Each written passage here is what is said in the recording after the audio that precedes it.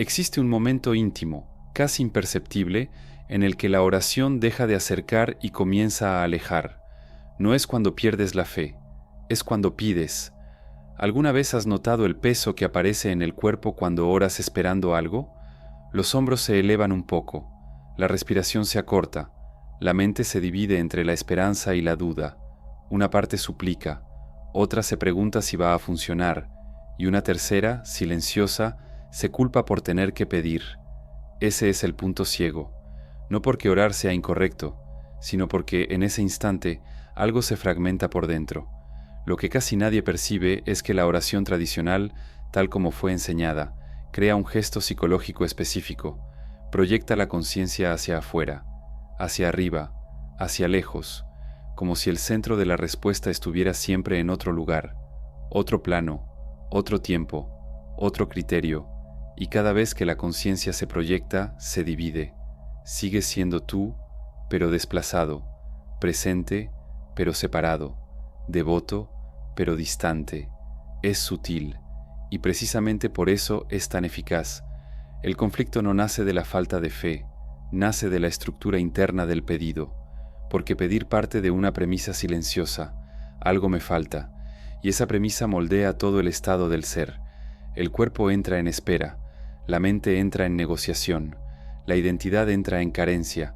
Nada de eso es pecado, nada de eso es debilidad moral, es solo mecánica interna.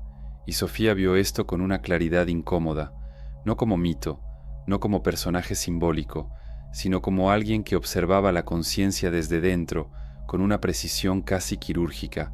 Ella percibió que, en el momento exacto en que alguien ora implorando, algo esencial se rompe, la unidad de la atención. La persona no está completamente ahí, está dividida entre quien pide y aquello que espera recibir, y la unidad, no la devoción, es el verdadero punto de contacto.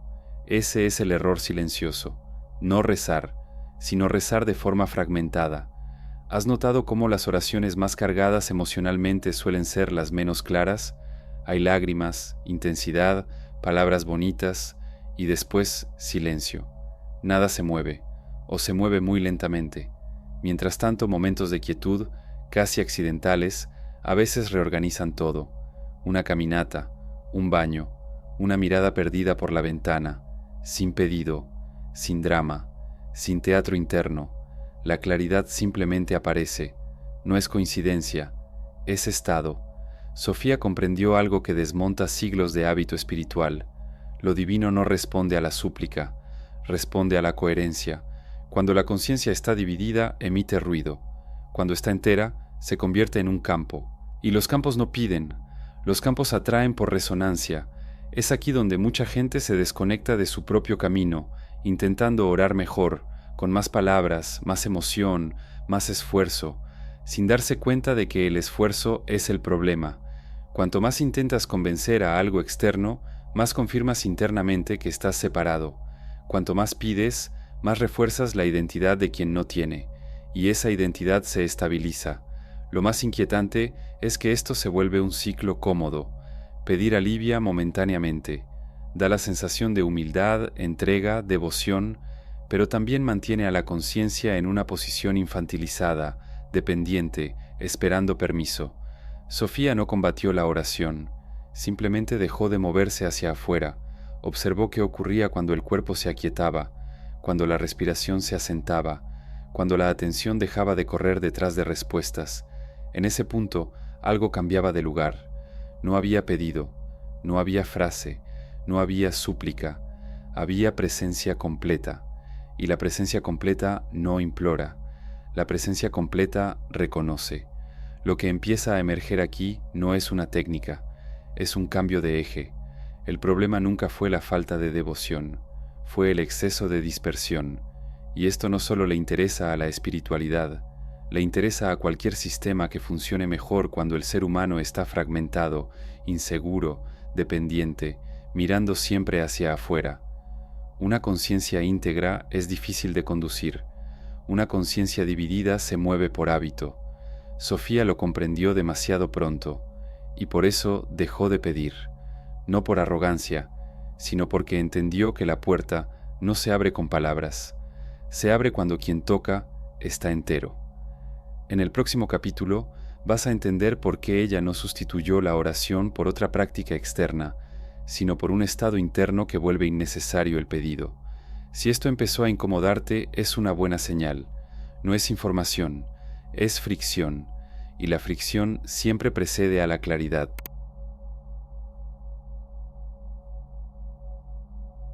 Existe una diferencia casi imperceptible, pero decisiva, entre buscar algo y convertirse en el lugar donde eso puede suceder.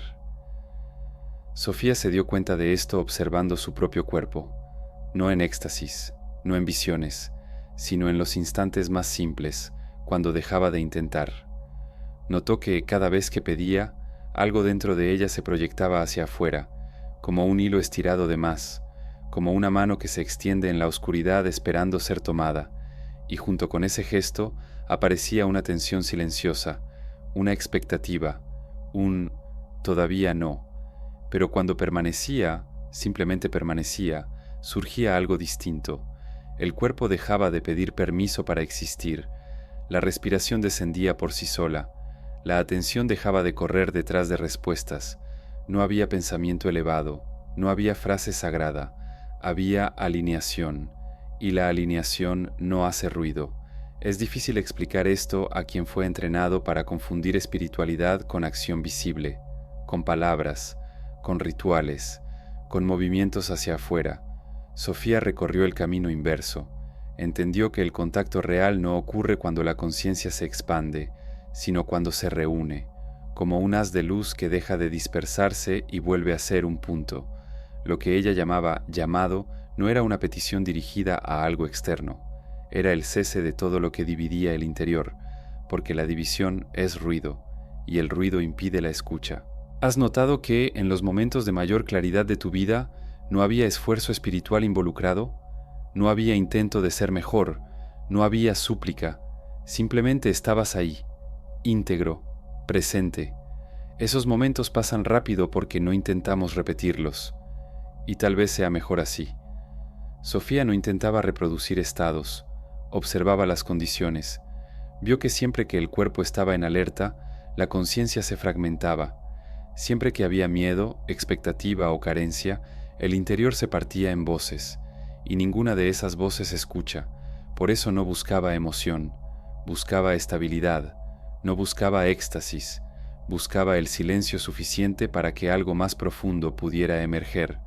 El símbolo que utilizaba no era el de la súplica de rodillas, sino el del templo, no un templo externo, un espacio interno donde nada disputa la atención. Un templo no pide, un templo sostiene. Cuando el interior se convierte en templo, algo se reorganiza por sí solo, no porque fue invocado, sino porque encontró morada. Sofía comprendió que lo que muchos llaman respuesta divina es solo el reflejo de un campo interno que dejó de contradecirse. Cuando deseas algo, pero dudas. Cuando esperas algo, pero te culpas. Cuando pides algo, pero temes perder otra cosa. Nada atraviesa, no porque haya sido negado, sino porque no había paso. Dejó de preguntarse, ¿por qué no funciona? Y empezó a preguntarse, ¿qué en mí está dividido ahora? Esa pregunta lo cambia todo, porque el enemigo deja de ser externo, y la solución deja de ser distante. Empiezas a notar que no es falta de merecimiento, ni prueba espiritual, ni silencio divino, es dispersión, y la dispersión es un hábito. Sofía no enseñaba a las personas a pedir mejor, enseñaba a percibir cuando estaban internamente fragmentadas, la respiración corta, el cuerpo inclinado hacia adelante, la mente ensayando escenarios. Todo eso delata separación. Cuando el cuerpo se alinea, la conciencia lo acompaña. Cuando la conciencia se reúne, algo mayor responde, no como voz, no como señal, sino como reorganización de la realidad. Las cosas empiezan a encajar sin esfuerzo, las decisiones se vuelven obvias, los encuentros suceden, no porque alguien haya concedido, sino porque el campo interno dejó de bloquear. Esto es profundamente incómodo para estructuras basadas en la intermediación, porque no hay nada que vender ahí, nada que controlar, nada que administrar, solo presencia, y la presencia no obedece, simplemente es. Sofía sabía que este camino no sería popular, porque le quita al ser humano la excusa más cómoda, la de que todavía está esperando a que algo ocurra. Cuando te alineas, ya no hay espera, hay responsabilidad silenciosa, y por eso tanta gente prefiere pedir. En el próximo capítulo vas a entender por qué esta alineación es tan mal tolerada por ciertos sistemas, no como conspiración externa, sino como un mecanismo psicológico que depende de tu división para seguir existiendo. Si algo en ti empezó a resistirse, obsérvalo. No luches contra eso. La resistencia también es una señal.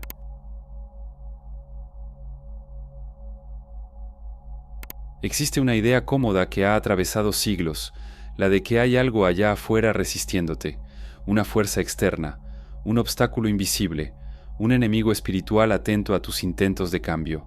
Esa idea es seductora porque lo simplifica todo, ofrece un culpable, y más que eso, preserva un hábito, seguir fragmentado sin asumir el costo de ello. Sofía vio algo más incómodo, percibió que aquello que interfiere no reacciona a la fuerza, no escucha pedidos, no entra en enfrentamientos. Aquello que interfiere solo funciona cuando hay ruido, ruido interno, contradicción, dispersión. Cuando la conciencia está íntegra, no hay con qué interferir. Por eso los momentos de mayor confusión espiritual casi siempre coinciden con exceso de prácticas, exceso de información, exceso de intentos de control, muchas palabras, muchos conceptos, poca presencia. ¿Has notado que cuanto más haces espiritualmente desde la ansiedad, más distante te sientes? Surgen más dudas, aparece más necesidad de confirmación. Eso no es un ataque externo, es mecánica. La mente fragmentada necesita estímulo constante, se alimenta de preguntas sin pausa, de interpretaciones, de expectativas, y todo eso genera movimiento, pero no dirección. Sofía comprendió que lo que muchos llamaban fuerzas contrarias no eran entidades observando desde fuera, sino patrones que emergen automáticamente cuando el centro se pierde. Cuando no hay centro, cualquier cosa gobierna. Una conciencia dividida es fácilmente conducida, por miedo, por promesa, por culpa, por urgencia, y lo más perverso es que esto puede ocurrir dentro de la propia espiritualidad. Cuanto más buscas señales, más te alejas del eje. Cuanto más interpretas todo como mensaje, menos escuchas lo que ya está claro. Cuanto más esperas una respuesta externa, menos confías en el movimiento interno que ya conoce el siguiente paso. Sofía no luchó contra eso. Retiró el combustible. Comprendió que el llamado verdadero ocurre en un estado donde no hay escenario interno, donde no hay diálogo incesante, donde no hay narrativa sobre estar protegido o estar amenazado. La amenaza solo existe cuando alguien está lo suficientemente dividido como para sentirla. Este es el punto más difícil de aceptar. No hay guerra cuando hay integridad. Lo que llaman interferencia depende de que estés demasiado disperso como para percibir tu propio centro. Por eso tantas estructuras, religiosas, ideológicas, simbólicas, insisten en mantener la atención del ser humano ocupada, siempre pensando, siempre evaluando, siempre esperando que algo ocurra. Una conciencia ocupada no se reúne, una conciencia ocupada no se alinea, una conciencia ocupada no sostiene silencio, y el silencio sostenido disuelve el ruido. Sofía comprendió que el verdadero peligro para estos mecanismos no era la rebeldía ni la incredulidad, era la quietud lúcida. Una persona en silencio interno no reacciona como se espera, no se mueve por culpa, no se apresura por miedo, no negocia su presencia por promesas, simplemente actúa desde la claridad, y la claridad es impredecible para cualquier sistema basado en el condicionamiento. ¿Has notado que las decisiones tomadas en un estado de calma profunda rara vez generan arrepentimiento, incluso cuando son difíciles, incluso cuando implican pérdida, porque no nacieron de la confusión? Sofía llamaba a esto retirarse del ruido, no como huida del mundo, sino como regreso al punto donde el mundo deja de tirar de sus hilos. El enemigo no odia las oraciones, el enemigo adora las oraciones ansiosas, repetidas, fragmentadas. Mantienen el ciclo girando. Esperanza, frustración, nueva esperanza. El llamado silencioso, en cambio, cierra el ciclo, porque no hay espera. Hay suficiente presencia para que la siguiente acción se revele por sí sola, y eso es intolerable para cualquier dinámica que necesite que sigas buscando. En el próximo capítulo vas a entender qué es realmente el llamado de la mónada, no como ritual, no como técnica mística, sino como el punto exacto donde el pedido muere y la respuesta comienza a moverse. Si algo en ti empezó a inquietarse, obsérvalo nuevamente. La inquietud también es un tipo de ruido, y ahora ya sabes reconocerlo. Hay un instante específico, casi invisible, en el que algo cesa por dentro. No es iluminación, no es éxtasis, es el abandono del gesto equivocado. Sofía llamaba a esto el punto donde el pedido muere, no porque haya sido negado, sino porque se volvió innecesario. Hasta ahí todo lo que el ser humano conoce como espiritualidad gira en torno al movimiento. Hablar, pensar, desear, imaginar, esperar, siempre algo moviéndose hacia otra cosa, siempre alguien intentando alcanzar algo.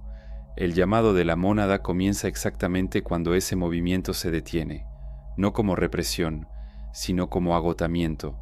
No decides dejar de pedir. Te das cuenta de que pedir ya no tiene sentido en ese estado. El cuerpo está quieto, la respiración encuentra su propio ritmo, la atención no se dispersa, descansa, y en ese descanso algo cambia de eje. No hay frase, no hay imagen, no hay intención formulada. El llamado no se hace a la mónada, ocurre como la mónada reconociéndose a sí misma a través de ti. Esto es difícil de aceptar porque desmonta el último teatro interno, la idea de que tú estás haciendo algo espiritual. En el llamado no hay un tú haciendo, hay solo la suficiente cesación para que el campo se organice. Sofía comprendió que todo intento de llamar con palabras recreaba la separación. Toda formulación mental reinstalaba el pedido. Toda expectativa introducía ruido.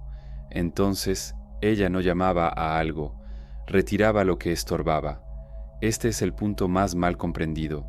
Las personas quieren aprender cómo llamar, pero el llamado no se aprende como una técnica. Emerge cuando la conciencia deja de fragmentarse. Es un error pensar que el llamado produce algo en el momento. No produce, permite, y lo que ocurre después nunca llega en el formato esperado.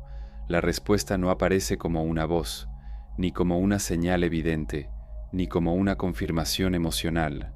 Aparece como reordenamiento, conversaciones que se destraban, decisiones que se vuelven obvias, situaciones que pierden fuerza sin confrontación. No recibes, dejas de bloquear. Sofía notó algo inquietante. Cuanto más silencioso el llamado, más profundas las consecuencias. Los mayores desplazamientos en la realidad ocurrían cuando no había intención personal mezclada, cuando no había intento de ganar, cuando no había miedo de perder, porque la mónada no responde a deseos individuales, responde a la coherencia, y la coherencia no negocia. Por eso el llamado no puede usarse como herramienta de control, no sirve para pedir éxito, protección o ventaja. Cualquier intento de instrumentalización rompe el estado. El llamado exige algo raro, la disposición de no querer nada en ese instante, no como virtud moral, sino como condición mecánica. Cuando no hay querer, no hay división. Cuando no hay división, hay campo, y el campo reorganiza todo a su alrededor. Sofía comprendió que esto era intolerable para cualquier sistema basado en promesas futuras, porque el llamado no crea dependencia, cierra ciclos. Después de él, no vuelves al mismo lugar interno, no porque te hayas vuelto más espiritual, sino porque te has vuelto menos disperso, y una conciencia menos dispersa empieza a ver con una claridad incómoda, percibe dónde está fingiendo, dónde está postergando, dónde está esperando permiso. El llamado no resuelve la vida, retira la niebla, y vivir sin niebla exige coraje. En el próximo y último capítulo vas a entender qué sucede cuando esta claridad deja de ser solo un estado ocasional y pasa a convertirse en una postura existencial, porque el verdadero costo del llamado de la mónada no es místico, es psicológico, y casi nadie habla de eso.